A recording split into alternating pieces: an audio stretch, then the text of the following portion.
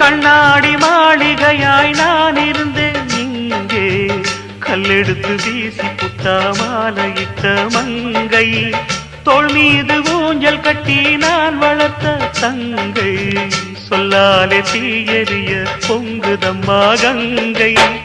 அடிப்பட்ட பந்தாக ஆகிவிட்ட இப்போது, மிதிப்பட்ட பூஞ்சோல இடிவிழ தாங்காது.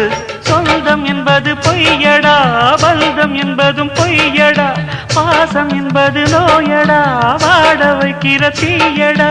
ஒன்று பட்டது சென்று விட்டது, ரெண்டு பட்டது வாழ்வே. சாமிகளே சாமிகளே சொந்த கதை கேளுங்க, நீதிகளை நியாயங்களை கேட்டுட்டு சொல்லிடுங்க.